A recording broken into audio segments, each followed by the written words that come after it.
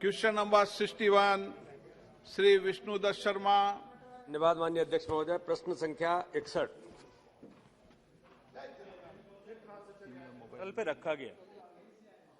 माननीय सदस्य।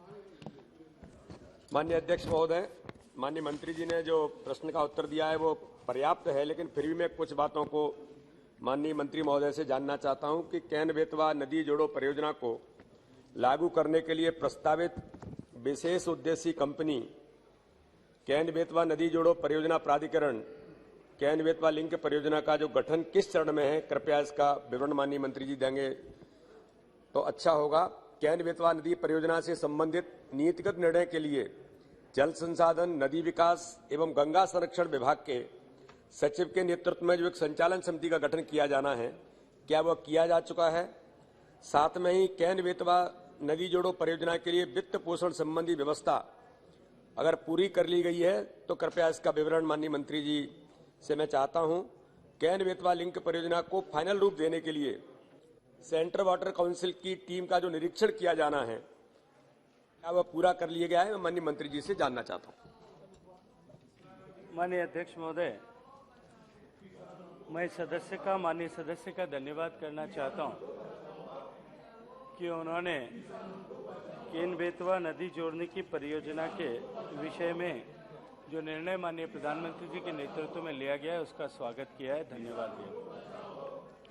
माननीय सभापति महोदय, माननीय सदस्य ने 4-5 प्रश्न एक साथ पूछे। मैं इन सबको जाति जोड़ करके एक ही साथ में प्रश्न का उत्तर करना चाहता हूं और मैं कुछ कहूं उससे पहले मैं उत्तर प्रदेश के माननीय मुख्यमंत्री और मध्य प्रदेश के माननीय मुख्यमंत्री इन दोनों का अभिनंदन करना चाहता हूं, आभार ज्ञापित करना चाहता हूं, क्योंकि कैन बेतवा नदी जोड़ो परियोजना केवल 2 नदियों को जोड़ने का कार्यक्रम मात्र नहीं है। देश में स्वर्गीय अटल बिहारी वाजपेयी जी के जमाने से जिस विषय पर चर्चा हो रही थी कि हम सरप्लस बेसिस से डेफिसिट बेसिस में पानी का ट्रांसफर करें, उस दिशा में एक नए युग की शुरुआत है और 22 मार्च 2021 को माननीय प्रधानमंत्री जी के गरिमामयी उपस्थिति में माननीय देश की सरकार और दोनों प्रदेशों की सरकार के बीच में इस पर समझौता हस्ताक्षरित हो चुका है। पीआईबी की अप्रूवल जो है उसके लिए मिल चुकी है। इन्वेस्टमेंट क्लियरेंस मिलने के बाद में अब ये कैबिनेट के पास में विचाराधीन है। एक बार कैबिनेट की अप्रूवल होने के बाद में जो सारे विषय माननीय सदस्य ने अभी रेज किए हैं उन सब विषयों पर कार्रवाई होगी, लेकिन मैं विश्वास के साथ में ये बात कह सकता हूं कि निश्चित ही इस सब के साथ में देश में एक नए युग की शुरुआत हुई है। माननीय सदस्य। माननीय अध्यक्ष महोदय, मैं माननीय मंत्री जी से एक बात और जानना चाहता हूं कि मेरे संसदीय क्षेत्र में कैन बेतवा लिंक परियोजना में पन्ना जो जिला है वो भी इस परियोजना के अंतर्गत आ रहा है। टाइगर रिजर्व भी इसके कारण से कुछ प्रभावित हुआ है।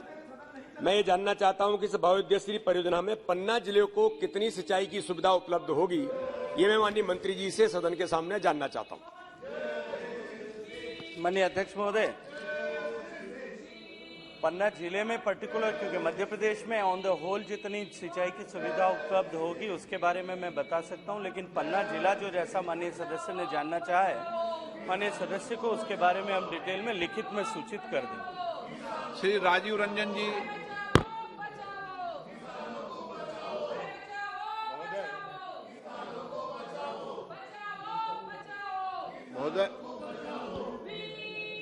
महोदय, माननीय मंत्री जी, हालांकि यह प्रश्न कैन बेतवा से जुड़ा हुआ है, लेकिन माननीय मंत्री जी ने जो उत्तर दिया है उसका विस्तृत इन्होंने व्याख्या किया है। हम एक बात माननीय मंत्री जी से ये जानना चाहते हैं कि बिहार की एक योजना है कोसी मेची लिंक, वह योजना भी स्वीकृत हुआ है और केंद्र सरकार का ये निर्णय है कि 2 लाख हेक्टेयर से ज्यादा सिंचाई क्षमता वाली जो योजनाएं होंगी उनको राष्ट्रीय योजना हम घोषित करेंगे। तो हम माननीय मंत्री जी से ये जानना चाहते हैं कि क्या कोसी मेची लिंक जो योजना है वह 2,17,000 हेक्टेयर में सिंचाई का पटवन करेगा, तो क्या उसको राष्ट्रीय योजना के रूप में घोषित करने का विचार रखते हैं? माननीय सभापति महोदय, कोसी मेची लिंक के विषय में जो माननीय सदस्य ने जानकारी चाहिए कोसी मेची लिंक में डीपीआर बना है, प्राइमरी उसकी पीएफआर भी बनी है।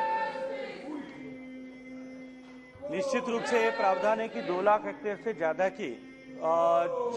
की सिंचाई क्षमता वाली सारी परियोजनाओं को जो है नेशनल प्रोजेक्ट्स के रूप में मान्यता दी जा सकती है। लेकिन उसके साथ में उसके जो विभिन्न क्राइटेरियाज और हैं, उन सब क्राइटेरियाज को अगर फुलफिल करती है योजना, तो इसके ऊपर निश्चित ही विचार किया जा सकता है।